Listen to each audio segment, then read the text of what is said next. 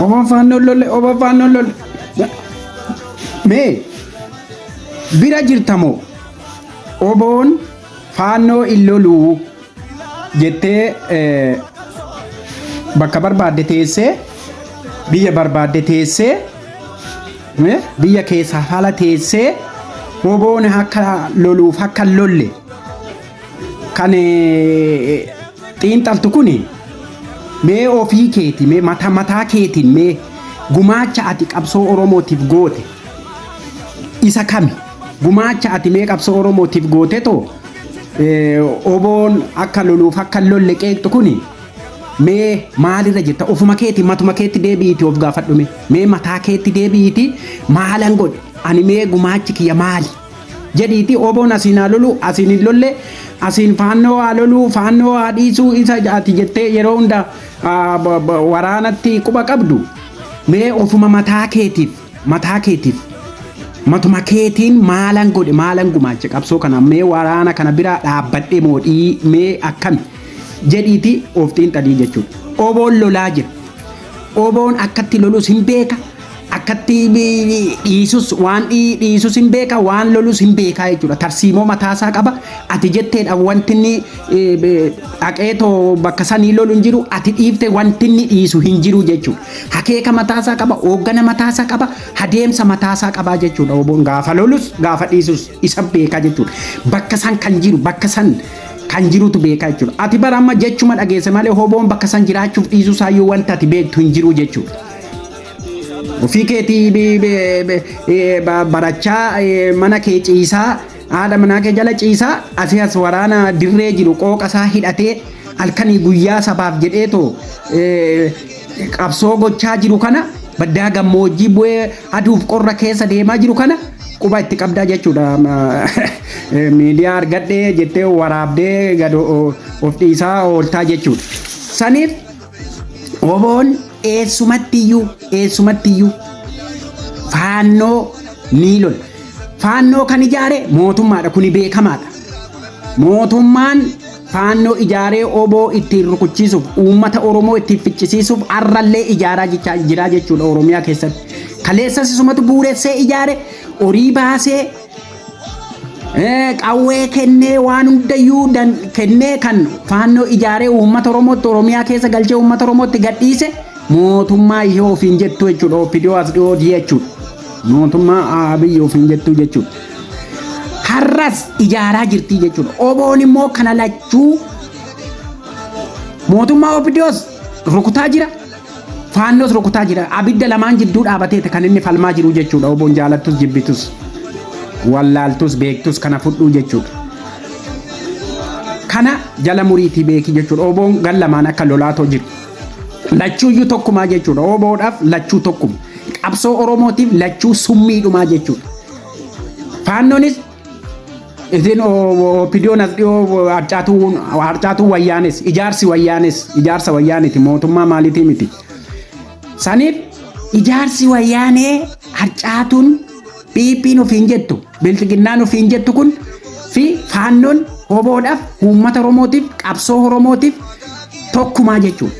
Lamaan isaaniiyyuu rukutaa jira jechuudha. Oboon tarsiimoo isaa tolfateetti kallattii hundaan Oromiyaa goolee Oromiyaa keessatti of ijaaree rukutaa jira jechuudha. Oboon saniif ala teessee ofii keetii barumsa uummataaf hin taane barumsa barachaa barumsa sabaaf hin taane ati barattee dhiifte yoo saba keetiif ta'uu hin dandeenye barumsa keetiin yoo saba kee hin gargaarre qabsoo kee yoo hin gargaarre waraana uummata Oromootiif jedheetoo hidhate yoo hin gargaarre beekumsa keetiin yoo hin gargaarre ati faayidaan kee maalime barumsutti ati baratte maalime ala teessee keessa teessee barumsutti ati barattee saba keeti kanaaf goote maali? Seenaa Oromoo kan dubbiftee barumsa baratte saniin seenaa uummata Oromoo dubbiftee uummata keetiif kan hin taane Oromoon baradhe ofiin jettu. Oromoonni tokko baradhe ofiin jettuu jechuudha. Baradhe ofiin jettee haala teessee waraana uummata Oromootti quba qabdu. Waraana uummata Oromoo qeeqxu. Waraana uummata Oromoo akka waan sabaaf hin dhaabanneetti lafa gootii jechuudha.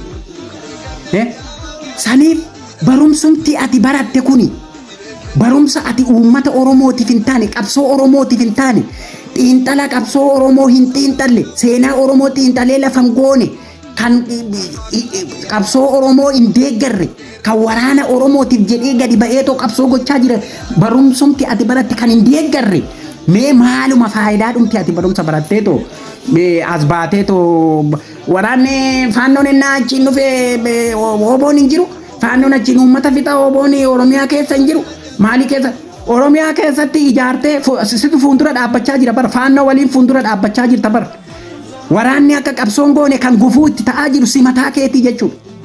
Baradhe ofiin jettammoo mee barumsumti kee maalinni mee faayidaan kee maali barumsumti kee mee kan saba keetiif hin taane garaa keetiif qofa taataa doktor gammachuu mee hayyuun keenya jedhe kana mee dhaggeeffannu mee. Ji'oogiraafiitti PhD qabaatte, kominikeeshiniitti maastersii qabaatte, fiiziksiitti political saayinsiitti doktorii taate kijiba sun hunduu waan Oromoon beektu yoo ta'e Oromoodhaaf faayidaan qabdu garaa kee ittiin guuttachuu dandeessa. Tamaaruun garaadhuma ofii guuttachuudhaaf yoo ta'e isa kana tokkoon. Kanaa jechuudha laali barumsi kee ammanumaa jechuudha saba keetiif kan hin taane garaa keetiif ta'uu dandeessa ofii keetiif ta'uu dandeessa ibsaa gaanii keessaa taate achumatti ofuma keetii wannoo ta'uu dandeessa jechuudha sun immoo faayidaa hin qabu saniif waraana bilisummaa Oromoo yookiin seenaa isaa qoradhu yookiin tarsiimoo isaa qoradhu yookiin waraanni maali mee waraanni akkamitti lola waraanni eessa lola hajanyni isaa akkami tarsiimoo akkamiitiin lola kan jedhu nama qoradhu namarraa waa hubadhu beekarraa waa hubadhu argite akkasitti hubattee yoo deebiteellee rakkoo noo jiraate karaa keessaallee rakkoo furuudhaaf karaa keessa waraana kee gabbaatee qeequrra gabbaatee too waraana salphiftee too arraba adabbii hin qabne kanaan wannoo jechuurra karaa keessaa saba keeti suma mataa keeti bar waraana jechuun nama akka keeti bar namuma si'i bar obboleessa keeti bar obboleettii keeti bar kan achi jiru obboleessa keeti obboleettii keeti jechuudha abbaa keetii jechuudha kan dirreedhaaf falmaa jiru jechuudha maatii keetu ijaarratee jechuudha waraana maatii keetu diina ittiin ofirraa eegu waraana ijaarratee Oromiyaa keessatti gadhaabee jechuudha kana hubachuu maa dadhabdeeti waraanni mee akkamitti waraanni uummata keessa jiraachuu danda'a. Kana diinni iyyuu ni beeka jechuudha. Waraana kan qabee jiru waraana kan ijaarrate uummata Oromooti. Waraannichis uummatuma Oromooti. Ilmaan Oromooti. Saniif akkaataa itti lolu akkaataa itti tarsiimoo qabatee lolu gaafa lolu isatu beekaa jechuudha. Hennuu beeka fedhiinsaa jiraa jechuudha. Argite kanatti ilaaluu qabdu hojii isaa ilaaluu qabda guyyaa maal hojjechaa jira qabsoon Oromoo garamitti deemaa jirti addunyaan akkamitti ilaalaa jirti diinni maal gochaa jira diinni akkam rifatee too maal ta'aa jira isa kana ilaaluu sirra jira jechuudha bakka tokko yoo mootummaan dhaqxee faannoo ijaartee yookiin ofuma dhaqxee too uummata irratti diroonidhaan meeshaa gurguddaan uummata rukutte oboon eessa dhaqee oboon maal ta'ee oboodha kan rukutamaa jiru bara uummata waliin rukutamaa jira bar oboon uummata waliin kan rukutamaa jira mootummaan bar oboon rukuta jedheetu uummatuma waliin oboon rukutaa jira oboon uummata waliin wareegamaa jira jechuudha uummatuma wareegamu sani oboon jaalattus jibbitus uummanni dhume sababa obootiif uummanni Oromiyaa keessatti maal ta'a uummanni isa kamii oboon isa kam addaan baasuu hin dandeessu uummataaf oboos addaan baasuu hin dandeessu tokkuma uummata jechuun hoboo jechuudha hoboo jechuun uummata jechuudha kan dhumaa jiru uummata hoboodha argite isa kana mootummaa abbaa irree mootummaa yartuu mootummaa keshelephee kana qeequun quba itti qabuun kan sirra jiru ofitti garagartee ofumatti quba qabdee jechuudha ofuma tuffattee jechuudha waraana kee tuffachuu jechuun of tuffachuu keetii jechuudha garaadhuma keetiif anati baratte san barumsa ati barattes garaadhuma keetiif jechuudha saniif homaa faayidaa wanta ati fidduun jiru jechuudha faayidaa baratte dhiibbee haga saba keetiif hin taane faayidaa ati qabduuf hin jiru haga waraana keetiif hin taane haga waraana hin ijaarre namni dhalatee yaadu gaafa yaaduu eegalu mee nama siifan du'a jedhee too hidhatee too bosona jiru mee sammuu maalitiin saba siif hidhatee nama siif hidhatee too siifan du'a jedhee too bosona jiru sammuu maalitiin anati mee qeeqxee too arrabsuu dandeessume sammuu akkamiitii jechuudha sammuu akkamii qabdame yoo hidhate sabni hidhatee jira addunyaan hidhattee wal bulchiti addunyaan mee mootummaadhuma addunyaa keessa mee barumsuma baratte kanaan mee waadu dubbisime mee seerotuma addunyaan maal akkatti jirtu addunyaan maaliin akka wal bulchaa jirtu mee abbootiin irree maaliin akka uummata kana mee mootummoota addunyaa irraa Ameerikaa irraa kaasii hasii gadee haga dhumaatti mee waaxiin xalime sabni hin hidhanne sabayyuu miti sabni hidhannoo hin qabne hin jiruyyuu sabni hidhannoo hin qabne saba lafaa jechuudha abbaa barbaadeet irra deemaa jechuudha lafa ofiif irra deemtu kan akkasii jechuudha abbaa barbaadee dhufee sirra ejjete abbaa barbaadeetuma mataarra si ejjete abbaa barbaadee si dhiite abbaa barbaadee dhufee saba barbaadeetu dhufee sitti taphataa jechuudha sabni hidhannoo hin qabne sabayyuu miti saniif uummanni Oromoo hidhachiisaa jira hoboon kanaaf hidhachaa jira sabaaf hidhachaa jira akka abbaan barbaade dhufee irra hin deemne hidhachaa jira hoboo bira dhaabbadhu barumsa baratte keetiin hoboo bira dhaabbadhu faayidaan kee maali